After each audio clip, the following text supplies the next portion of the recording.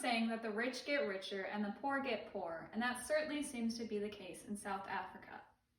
Gini indexes are a statistical tool used to measure a country's wealth distribution, with a low score meaning that a country is very equally distributed, and a high score meaning that wealth is very unequally shared. And when comparing Gini indexes of different countries to America's score of 48, one can hardly help but notice that South Africa stands out from the rest. The World Factbook, produced by the CIA, places South Africa at a Gini index of only 63. So what has caused this major wealth discrepancy between the two nations? Today, South Africa's problem with wealth inequality stems from the effects of apartheid. Now, I know that may sound like a lot, so I'll break it down. So what was apartheid? History.com has a great article explaining the creation, duration, and termination of apartheid in South Africa and how it impacted the country's economy. The editors at History.com describe apartheid as a government regime from the 1950s that separated white people and black people. Sound familiar? The all-white government of the time created a system of segregation, not that much unlike America's own system of segregation, but it differed in that it forced black citizens to live in separated, blocked-off areas. In 1959, the Bantu Self-Government Act created 10 homelands where black citizens were separated from each other in the hopes that it would prevent them from uprising and creating a new nation. From 1961 to 1994, over 3.5 million black people were forcibly removed from their homes, and then the land that they did own was sold at low prices to white farmers. Although apartheid may have ended in 1994, the effects of it still linger today. Uprooting black families from their homes and placing them in low-income situations caused trauma and financial burdens, which resulted in a major wealth discrepancy between the races.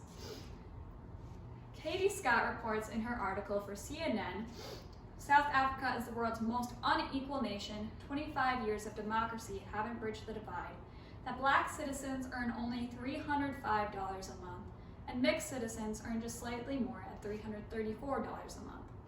In contrast, Asian and Indian citizens earn just slightly less than white citizens at $804 a month, and white citizens at $844 a month. For a better example of how large-scale this problem is, Marcus Corhin's fact sheet, Wealth Equality in South Africa, shows percentages of who controls the wealth. 60% of the population, which is mostly black, controls just 7% of the nation's wealth, whereas the top 20%, which is mostly white, controls over 70%. 0.2% of the population are multimillionaires, and only 84,000 citizens in South Africa control the top 1% of global wealth. Global, not national.